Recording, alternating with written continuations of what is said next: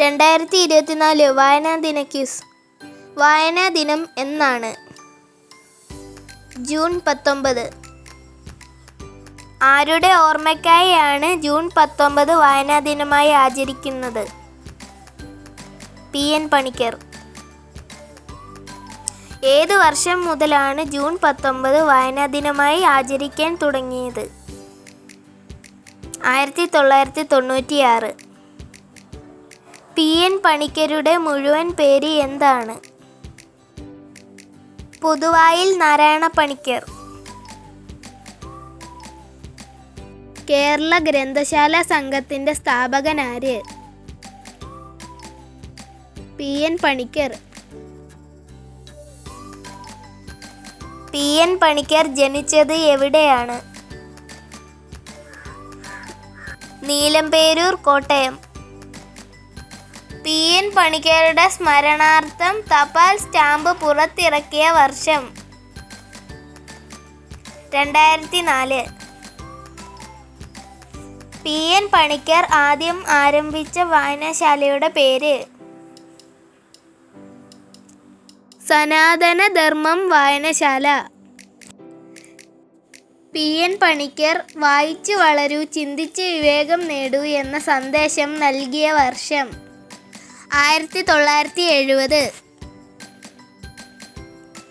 June 19 മുതൽ July 7 വരെയാണ് വായനാ പക്ഷാചരണം. ജൂലൈ 7-ന്റെ പ്രാധാന്യമെന്ത്? IV ദാസിൻ്റെ ജന്മദിനം. ലൈബ്രറി കൗൺസിലിൻ്റെ ആദ്യ സെക്രട്ടറി. ഇന്ത്യയിലെ ഗ്രന്ഥാലയ ശാസ്ത്രത്തിൻ്റെ പിതാവ് എന്നറിയപ്പെടുന്നതാര്? SR രംഗനാഥൻ. ദേശീയ ലൈബ്രറിയൻ ദിനമായി ആഘോഷിക്കുന്നത് എന്നാണ്? ഓഗസ്റ്റ് 12.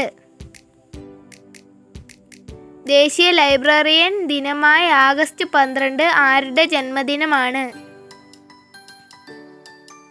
SR രംഗനാഥൻ്റെ ജന്മദിനം. 1965 ആദ്യ ജ്ഞാനപീഠ പുരസ്കാരം ലഭിച്ചതാർക്ക്?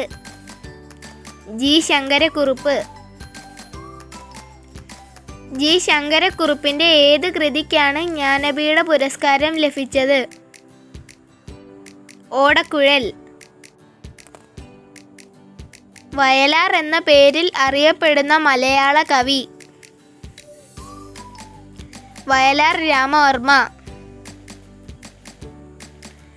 ഖസാക്കിൻ്റെ ഇതിഹാസം ആരുടെ രചനയാണ്? OV വിജയൻ. ഭഗവത്ഗീത ഏതു കൃതിയുടെ ഭാഗമാണ്? മഹാഭാരതം. വാത്മീകി രാമായണം മലയാളത്തിലേക്ക് വിവർത്തനം ചെയ്തത് ആര്? വള്ളത്തോൾ നാരായണ മേനോൻ. ഇന്ത്യയിലെ ഏറ്റവും വലിയ ലൈബ്രറി ഏതാണ്? National library of India, Kolkata.